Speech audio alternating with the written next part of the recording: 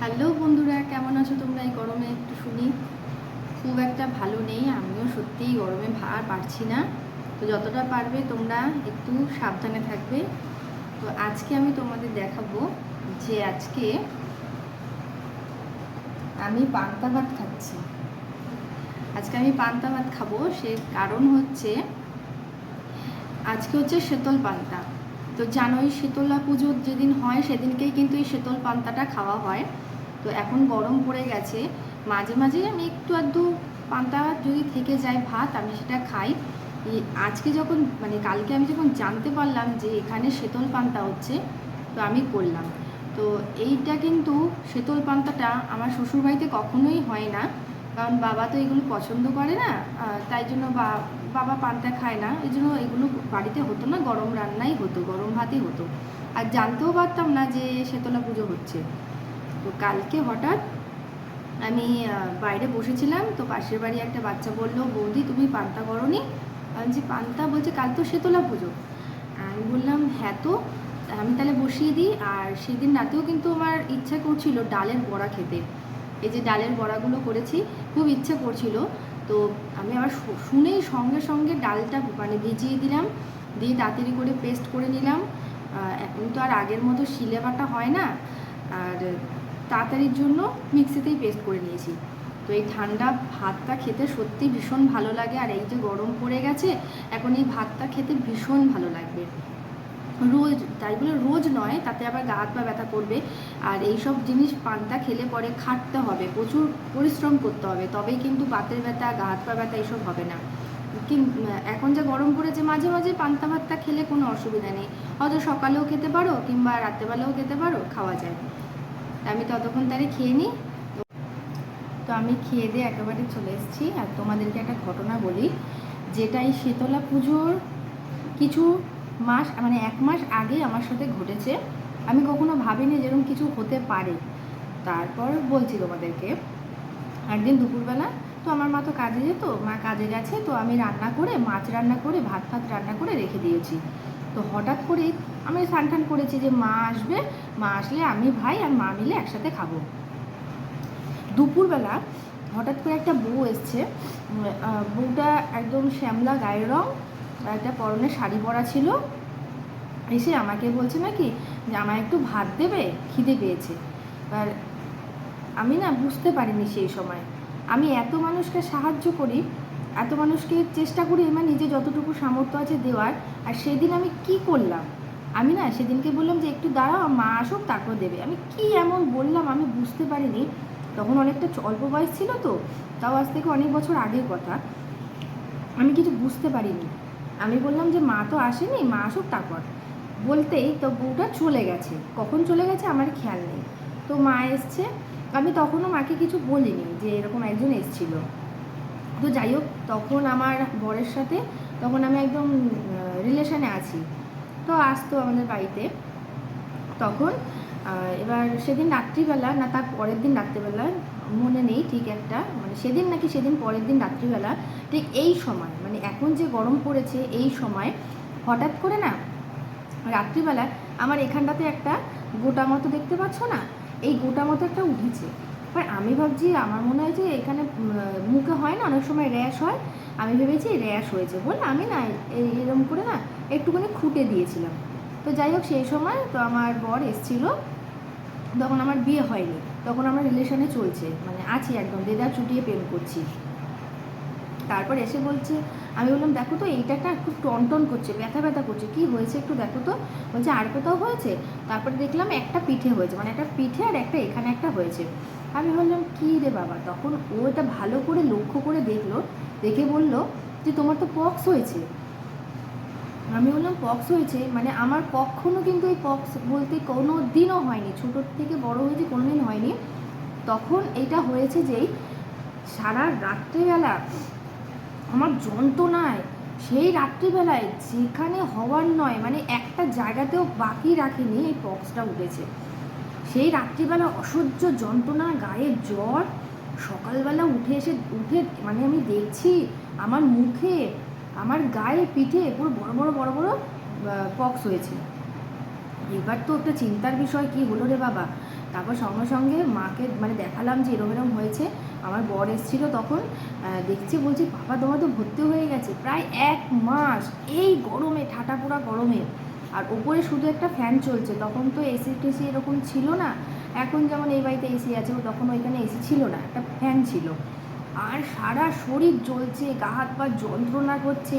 যাদের পক্স হয় তারাই একমাত্র জানো যে পক্সের যন্ত্রণা কেমন, মারাত্মক যন্ত্রণা, সেটা নেওয়া যায় না। হ্যাঁ, ওই রকম হয়েছে। আমার তো তেল মশলা খাওয়া বন্ধ হয়ে গেছে, আমি কিছু খেতে পাচ্ছিলাম না। আমার মা আমাকে একটু একটু করে খাওয়াতো। তো আমার বর যখন মানে তখন আর কি জব করছে, মানে ওখান থেকে এসে আমাকে একটু একটু করে খাবার খাওয়াতো। হ্যাঁ, মনে আছে ওইটাই। হ্যাঁ, একটু একটু করে এসে খাবার, আমি কিছু খেতে পারতাম না, আমি গলা দিয়ে নামাতে পারতাম না, আমার এই মুখে টুকে ভর্তি হয়ে গেছে। আর ওই হলো 1 মাস, প্রায় 1 মাসের কাছাকাছি। তারপরে যখন আমার স্নান করানো হলো, মানে তারপরে আমি বলছি মাকে যে মা জানো তো একটা বউ এসছিল এরকম দুপুরবেলা, আমি না তাকে না ভাত দিইনি। বলছে তুই কেন ভাত দিসনি? তখন একটা অভাবের সংসার, একটা মানুষের ভাত দিয়ে দেবো তো আরেকজন কি খাবে? তখন আমি ভাবছি তাহলে দিয়ে দেবো, তাহলে আমার মা কী খাবে বা আমি কী খাবো, এরকম একটা চিন্তা ভাবনা করে আমি হয়তো দিইনি কোনোভাবে। তো সেই সময় সঙ্গে সঙ্গে তখন মা ঠাকুর মানে আমার পাশের, মানে আমাদের পাড়ার পাশের পাড়াতেই মন্দির আছে, সেই মন্দিরে গিয়ে বলে এসছে যে এরম এরম হয়েছে। বলছে ঠিক আছে, ও স্নান হয়ে গেলে এখানে এসে পুজো দিয়ে যেতে। তারপর যখন আমি একটু একটু সুস্থ হলাম, মানে সুস্থ তখনও হয়নি, আমি যখন রাত্রিবেলা ঘুমাতাম না, ওপরে যখন ফ্যানটা চলতো, আমার মনে হতো নাকি সেই সময় যে আমি সুসাইড করি। মানে অসহ্য যন্ত্রণা, আমাকে মনে হচ্ছে না ওই পাখা টানছে যে গলায় দড়ি দেওয়ার জন্য, এইরকম আমার এত যন্ত্রণা হতো। হ্যাঁ, দিনের বেলা তো সেরকম কিছু মনে হতো না, রাত্রিবেলা হলেই না সেটা মনে পড়তো যে আমি এক্ষুনি মনে হয় সুসাইড করে নিই, এক্ষুনি মনে হয় গলায় দড়ি দিয়ে পাখাটার মধ্যে ঝুলে পড়ি। মানে এটা ভেতর থেকে আমার হচ্ছে, মানে এত যন্ত্রণা আমি নিতে পারতাম না। তারপর ওই করতে করতে মানে ওই যে উঠবো, আমার ওঠার ক্ষমতাটা ছিল না, পুরো একদম লিকলিকে রোগা হয়ে গেলাম, কিছু খেতে পারতাম না। হ্যাঁ, মানে উঠে যে কিছু করবো সেই ক্ষমতাটুকু আমার ছিল না। আমি এখনও ভাবলেন আমার গাটা কাটা দিয়ে ওঠে যে আমি ওই রকম ওই সিচুয়েশনটা ফেস করেছি এই সময় গরমে। হ্যাঁ, ওই রকম পক্স, তার মধ্যে মনে হচ্ছে আমি এক্ষুনি মরে যাই, সুসাইড করি, আমি আর নিতে পারছি না এই যন্ত্রণা, আমি আর নিতে পারছি না, ওইরকম হলো। তারপরে যখন আমি স্নান করলাম, স্নান করে 1 সপ্তাহের মধ্যেই আমি সেই দিন স্নান করেছি, সেই দিনই আমি সমস্ত কিছু নিয়ে গিয়ে মা শীতলার কাছে পুজো দিলাম যে মা যদি কোনো ভুল হয়ে থাকে আমি এরকম কখনো করবো না, আর আমার বাড়িতে যে আসবে না কেন আমি কোনোদিনও খালি হাতে ফেরাবো না।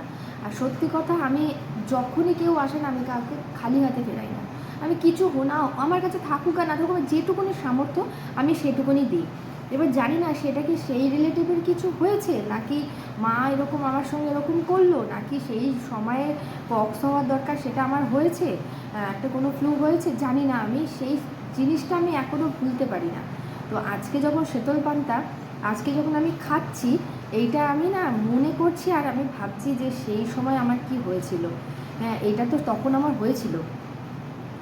আর মা তো করতো, আমাদের ওখানে দুটো মন্দির ছিল, শীতল পান্তা যেদিন হতো বাড়িতে কুলো আসতো, জল ঢেলে, আমাদের মন্দির ছিল সেখানে জল ঢেলে পুজো হতো, মানে কুলো বসাতো, এসব হতো। তারপর যেরকম যেরকম সামর্থ্য আমরা চাল টাল দিতাম, যতটুকু দিতাম, তো শীতল পান্তা হতো, মা শিলে বেটে ডালের বড়া, আলু ভাজা, এরকম সব রান্না করতো।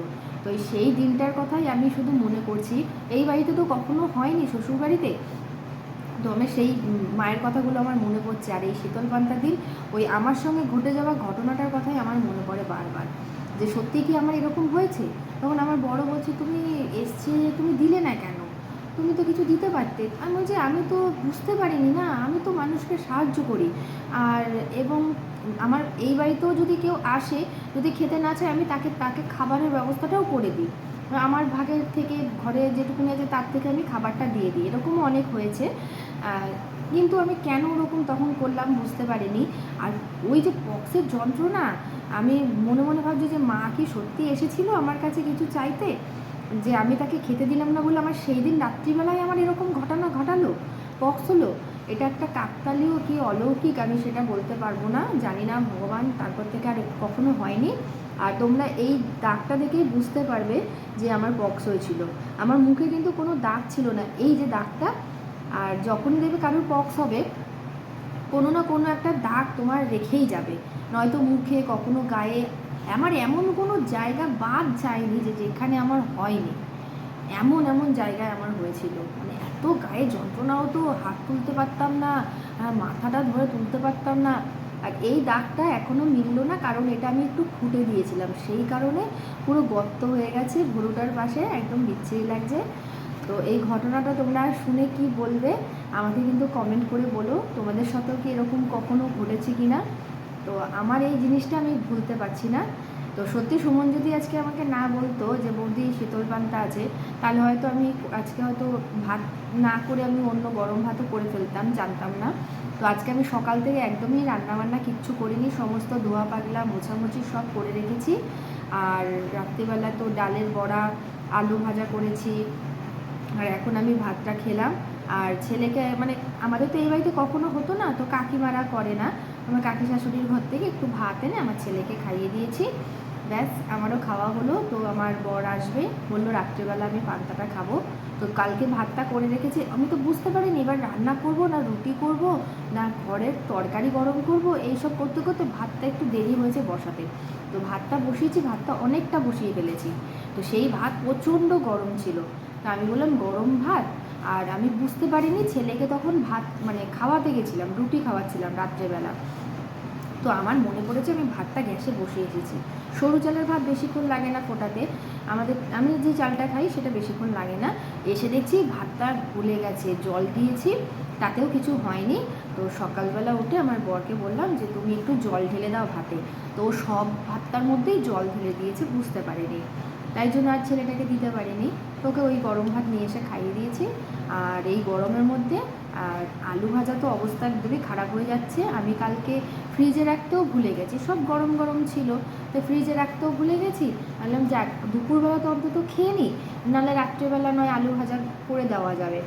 তাই দুপুরবেলা একটু আলু ভাজাটা কেমন একটু হয়ে গেছিলো, যাই হোক আমি খেতে পেরেছি, আমি হজম করে ফেলি, কোনো অসুবিধা হয় না। আজকের ভিডিওটা তোমাদের কেমন লাগলো, ভালো লাগলে অবশ্যই কিন্তু লাইক কমেন্ট শেয়ার ও সাবস্ক্রাইব করবে। আর তোমরা যে যেখান থেকেই দেখছো না কেন অবশ্যই কিন্তু আমাকে ফলো করবে। আর দেখা হবে তোমাদের সঙ্গে নেক্সট কোনো ভিডিওতে। আজকে রাখছি। আর ভিডিওটা অবশ্যই তোমরা কমেন্ট করে বলবে তোমাদের কোনো এরকম অলৌকিক ঘটনা ঘটেছে কি না। আর জানোই শীতল পান্তার দিনকে রান্না হয় না, আমিও রান্না করিনি, সমস্ত কিছু মুছে টুছে রেখে দিয়েছি। যাকে এই দিনটাও ভীষণ ভালো লাগে, আমি যে শ্বশুরবাড়িতে করতে পারবো এটাই আমার কাছে খুব ভালো লাগলো। তাই দেখা হবে তোমাদের সঙ্গে নেক্সট ভিডিওতে, টাটা।